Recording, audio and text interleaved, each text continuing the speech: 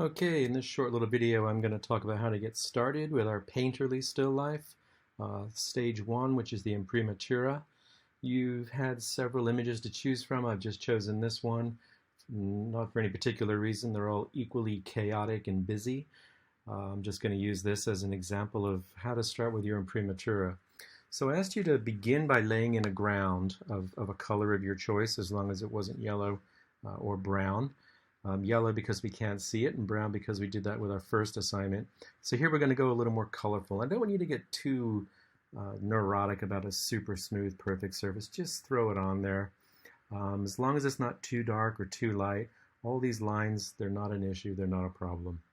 And then what we're going to do is we're going to let that dry, all right?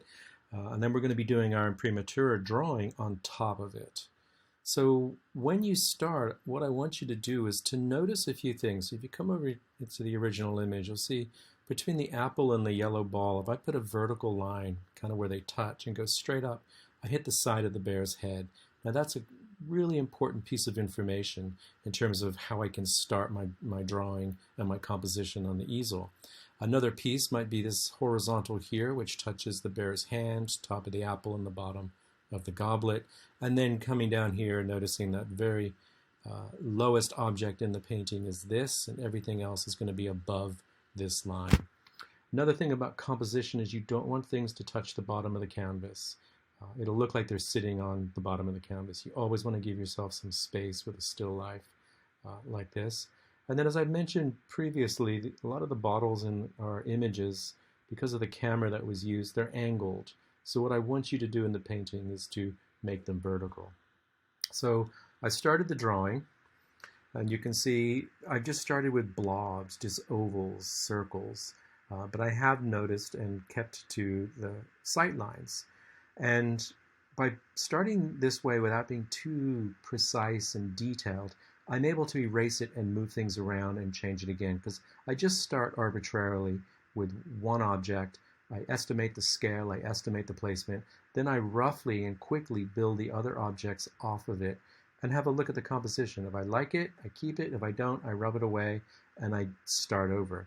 And you can see I'm not going to get the entire picture in. It really doesn't matter. If things go off the top or the sides, that's not a problem.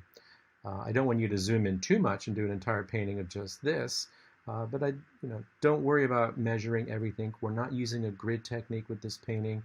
I'm trying to replicate sort of being in the studio and looking at something like this live. How would you scale it to your canvas? And that's something that you get better with practice. So once I've done my apple, which was the key to my particular painting, I could then double it.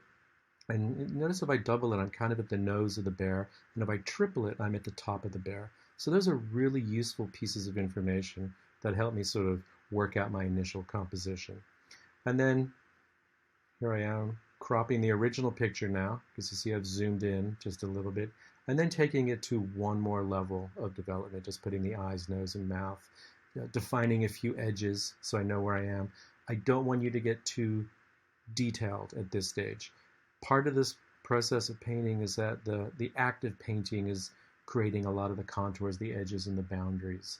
So we just want suggestive. We want it to be in proportion, we want it to be in the right place, but we don't want to start going into detail with these bow ties and little markings on the feet and any kind of texture or pattern on the cloth. Just get your basic shapes in the right place, and then you'll be good to go.